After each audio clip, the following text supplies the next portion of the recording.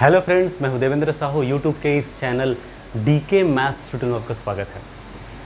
आज जो है बहुत ही इम्पोर्टेंट टॉपिक पर तो डिस्कशन नहीं करेंगे, बट कुछ चीज़ें हैं जो मैं शेयर करने वाला हूं। मैंने नेट कैसे क्वालिफाई किया, ठीक है, तो अपना कुछ एक्सपीरियंस शेयर करने वाला हूं। हो सकता है आपके लिए बहुत ही बेनिफिशियल हो, खासकर जो नए स्टूडेंट्स हैं, है ना, ग्रेजुएशन में होंगे या पोस्ट ग्रेजुएशन में होंगे, या हो सकता है पीजी हो चुका हो और नेट की तैयारी करना शुरू करना चाह रहे हैं, तो उनके लिए कहीं ना कहीं ये बहुत ही बेनिफिशियल वीडियो होने वाला है। इसलिए वीडियो को शुरू से आखिर तक ज़रूर देखिए, ठीक है।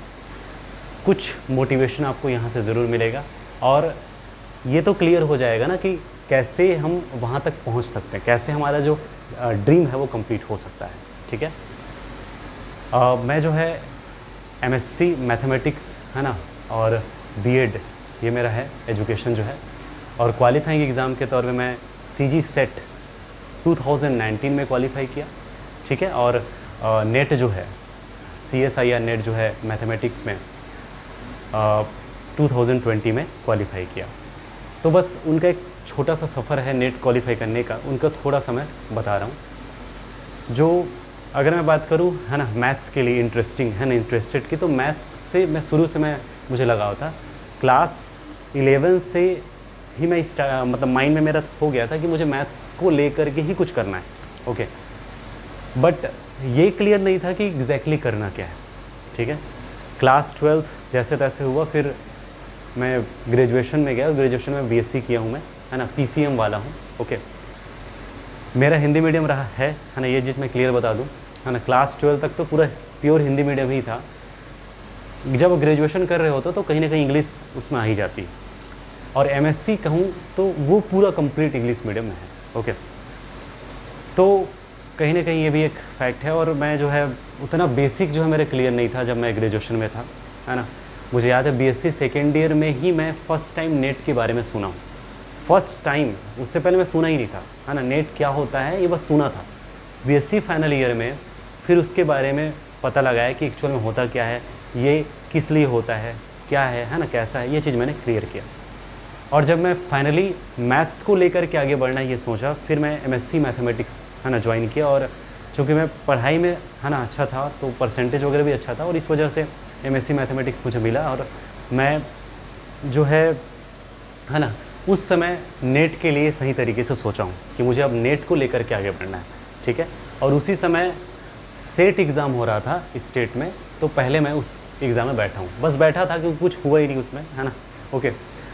और मैं जो है प्रोफेसर्स ने बताया मुझे कि नेट होता क्या है ना, और उनके सिलेबस वगैरह के बारे में मैं पूरी तरीके से समझा। और फाइनली मैं एक बुक ख़रीदा, है ना, अरिहंत पब्लिकेशन का। लेकिन बस ख़रीदा, बस उससे कुछ होने वाला नहीं था ना, एक मोटे से बुक था, है ना। मुझे ये पता नहीं था कि CSI नेट जो किसी पर्टिकुलर एक बुक में हो ही नहीं सकता है कवर, बट ले लिया, है ना।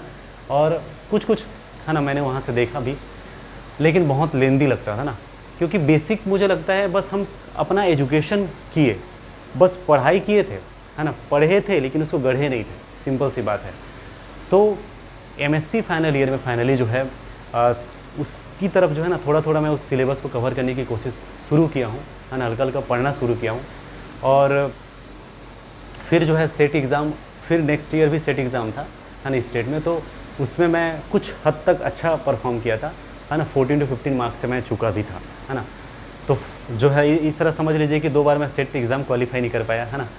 नेट एग्ज़ाम अभी तक मैं नहीं दिलाया था ना। MSc फाइनल ईयर जैसे ही हुआ है मेरा, जून में मई में जो है फाइनल सेमेस्टर हुआ, और उसके बाद जून में मैं फर्स्ट एग्ज़ाम में दिलाया हूँ, ठीक है। और उस समय जो है ना, ये 2018 की बात है, उस समय जो है बहुत ही गंदा जैसा नंबर आया था, है ना, 30 के राउंड मेरा नंबर था CSI नेट में। तो ये तो समझ आ गया था भैया कि CSI नेट जो है मजाक नहीं है ना, ऐसे तो होना नहीं। यानी MSc, पहले ये लगता था ना कि हम MSc कर लेंगे मैथ्स में, फिर बैठेंगे तो ऐसे ही अपना 70-80 नंबर आ जाएगा, तो बिल्कुल नहीं, ये मिथ है, ऐसा हो ही नहीं सकता है, ठीक है। या तो आप जो है BSc से ही आप स्टार्ट कर दो इससे रिलेटेड पढ़ना, या तो आप जो है ना, आप शुरू करो। अब मैं वही MSc के बाद शुरू किया हूँ पढ़ना, तो परसेंटेज अच्छा खासा था, और मैं MSc में गोल्ड मेडलिस्ट भी था, है ना। और इस वजह से मेरे कॉलेज में गेस्ट लेक्चरर के तौर पे हो गया था, तो मैं 5-6 महीने गेस्ट लेक्चर में भी मैं पढ़ाया हूँ। उस समय जो है मैंने फिर जो सेकंड अटेम्प्ट जो है नेट का मैं दिलाया हूँ। और उस समय भी मैं जो है ना, नेट जो है बहुत ही गंदा था। उस समय तो 25 के आसपास अराउंड नंबर था मेरा। और सेट एग्ज़ाम में भी बताया ना, सेकंड टाइम सेट एग्ज़ाम भी था, वो भी मैं क्वालिफाई नहीं कर पाया। तो इस तरह से मैं 2 बार सेट और 2 बार नेट दोनों गया मेरा। अब फाइनली मैं सोच लिया था कि भैया इधर जॉब के चक्कर में नहीं रहना है, तो मैं उधर रिज़ाइन दिया और फाइनली कोचिंग करना है मुझे नेट का, वो मैंने डिसाइड किया। ये चीज़ था, मैं पढ़ा हुआ था लेकिन उसको सही तरीके से एप्लीकेशन उसका कैसे करें, बेसिक क्या है, वो चीज़ मैं क्लियर ही नहीं किया था। तो फाइनली कोचिंग ज्वाइन करना ये सोचा। और इंटरेस्टिंगली ये है कि मैं जो है दिल्ली में कोचिंग नहीं किया हूँ, उसी समय रायपुर में कोचिंग इंस्टीट्यूट खुला था, डीप्स एकेडमी का ही ब्रांच था। ओके, सेकंड टाइम खुला था, सेकंड राउंड था कह सकते हो, सेकंड बैच था। तो मैं वहाँ ज्वाइन किया फाइनली हिम्मत करके, है ना। वहाँ जो है शिफ्ट किया। मैं छत्तीसगढ़ का हूँ, तो छत्तीसगढ़ रायपुर की बात कर रहा हूँ। तो वहाँ मैं शिफ्ट हुआ और फाइनली 5 महीना जो है मैं वहाँ कंप्लीट दिया हूँ अपने आप को। करीब जो है real analysis, linear algebra, complex analysis, है ना, और हल्की फुल्की group theory, ordinary differential equation और हल्के फुल्का जो है पीडी, ये कवर किया था। लेकिन याद रखना, कभी भी कोचिंग करने के तुरंत बाद एग्ज़ाम में आप क्वालिफाई नहीं कर सकते, क्योंकि आपको रिवीजन मांगता है ना। बट मैं एग्ज़ाम दिया था और मुझे याद है 74 के आसपास नंबर आया था। अब ये मेरे लिए बहुत बड़ी बात थी कि आप जो है कोचिंग किए जस्ट और इतना मार्क्स आ रहा है, मतलब कहीं ना कहीं आप जो है आप मेंटेन कर सकते हो, आप उसको और गेन कर सकते हो, है ना, 90 प्लस कर सकते हो, 100 के आसपास कर सकते हो। ये तो क्लियर हो गया था, है ना। तो फाइनली जो है मैं जो है रिवीजन करना है करके, है ना, डिसाइड किया। बट वही होता है, कोचिंग जैसे ही छूटा, है ना, घर में आया, फिर पढ़ने की बात आती तो थोड़ा दिक्कत हो जाता है। अब इधर मैं बीएड भी कर रहा था, है ना, तो ये भी गड़बड़। तो फिर नंबर जो है फिर नेट एग्ज़ाम में दिलाया, है ना, तो उसमें मेरा सीधा 62 के आसपास नंबर आ गया, है ना। ये 4th नंबर का नेट एग्ज़ाम था मेरा, है ना। और इसमें जो है मेरा स्टार्टिंग के 2 बार तो क्वालिफाई हुआ नहीं था, थर्ड में अच्छा खासा ग्रो हुआ था 74 के आसपास, 4th टाइम 62 के आसपास हो गया। तो ये तो गड़बड़ हो गया। तो फिर मैं सोचा नहीं, अब तो होना नहीं है। अब मैं जितने भी मेरे नोट्स बना हुआ था, जितने भी मेरे पास मटेरियल्स हैं पढ़ने के लिए, रेफरेंस बुक हैं, उनको लिया और खुद से फिर नोट्स तैयार किया, है ना। और मैं यूट्यूब चैनल स्टार्ट किया और जो फाइनल टच में जो किया हूँ ना, उसी को एज इट इज़ यूट्यूब में मैंने दिया है, कंप्लीट दिया है ना। और बहुत बेनिफिशियल है CSI नेट जो स्टार्ट करना है ना, बहुत बेनिफिशियल है। मैं real analysis, linear algebra, complex analysis, group theory, ring theory, है ना, और ये सारी चीज़ें मैं कवर किया हूँ। और लीनियर अलजेब्रा अभी कंटिन्यू चल रहा है ना। ओके, तो ज़रूर इसको आप देखिए, है ना, स्टार्ट कर रहे हैं तो मैंने ये कंप्लीट किया। और उसके बाद याद होगा 2020 में, है ना, लॉकडाउन का सिचुएशन था और वो मेरे लिए सबसे इम्पोर्टेंट और सबसे बेहतरीन था। उस समय तक मैं पूरा रिवीजन कंप्लीट कर लिया था, ठीक है। तो उसके बाद मैं जो प्रीवियस ईयर जो क्वेश्चन है, जून 2011 से लेकर के, है ना, जो 19 तक के क्वेश्चन थे, हाँ 2019 तक के, वो क्वेश्चन पढ़ना स्टार्ट किया। वही जो है कंटिन्यू जो है ना, 1-2 महीने तक तो वही बहुत समय लिया। फाइनली वो कंप्लीट होने के बाद मैं मॉक टेस्ट शुरू किया, ठीक है। तो उसमें अब मेरा रैंक समझ आना शुरू हो गया था। तो ये तो क्लियर हो गया था कि अब क्वालिफाई ज़रूर हो जाएगा।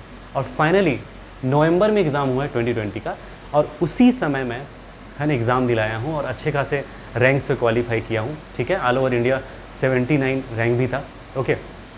तो मुझे ये तो क्लियर हो गया कि ये पॉसिबल है। जब तक आप क्वालिफाई नहीं किए हुए थे ना, तब तक ऐसा लगता था ये मुश्किल है, बहुत दिक्कत है। लेकिन एक चीज़ और बता दूँ, है ना, सेट एग्ज़ाम भी मैं क्वालिफाई किया उस समय, जस्ट ये लॉकडाउन होने से पहले की बात है ना।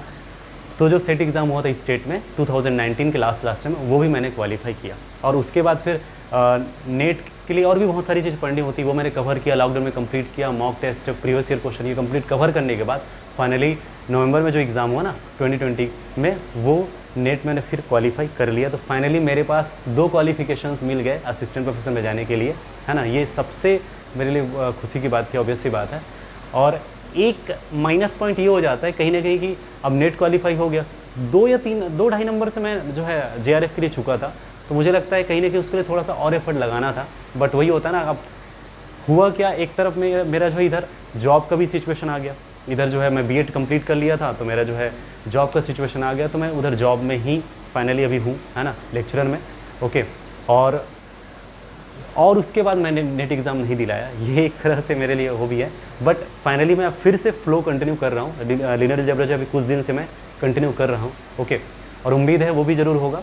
और मैं उम्मीद करता हूँ आपको जो है इससे ज़रूर मोटिवेशन मिलेगा कि किस तरह से हम कर सकते हैं। और एक चीज़ तो क्लियर है, आप जब जो है तैयारी में जब भिड़े होते हैं ना प्रिपरेशन में, तो कई बार डिप्रेशन का फीलिंग आता है, कई बार ऐसा लगता है मैं कुछ नहीं कर सकता। ऑब्वियस सी बात है, आप जो है आपके पास कोई जॉब वगैरह नहीं होता तो उस समय ऐसा लगता है कहीं ना कहीं अब MSc प्लस आप बात कर रहे हो, 2 साल 2.5 साल आप तैयारी कर रहे हो, तो कहीं ना कहीं ये उस समय की बात है जिस समय आपको पैसा कमाना चाहिए, उस समय आप जो है डिपेंडेंट हो फैमिली के ऊपर, आप ये कर रहे हो, तो एक आधा तो डिप्रेशन इस वजह से भी आ जाता है।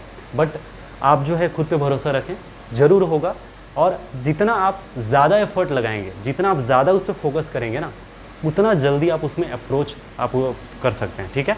और इतना ध्यान रखना, इतना सारा नहीं पढ़ना होता है, इतना ही पढ़ना होता है, वही होता है स्मार्ट स्टडी ज़रूरी है। सिलेबस में जो जितना दिखता है उतना कंप्लीट नहीं पढ़ना होता है, ठीक है। इसीलिए मैं कहता हूँ कि प्रीवियस ईयर क्वेश्चंस को कवर करना बहुत ज़रूरी है, ठीक है। तो पहले थ्योरी पोर्शन कंप्लीट होना ज़रूरी है, ठीक है। तो मैं उम्मीद करता हूँ आपको जो है बहुत सारी चीज़ें क्लियर हुआ होगा। पसंद आया तो लाइक कीजिए, अपने फ्रेंड्स को शेयर जरूर कीजिए ताकि उनको भी इस वीडियो को लाभ मिले। तो फिलहाल इतना ही।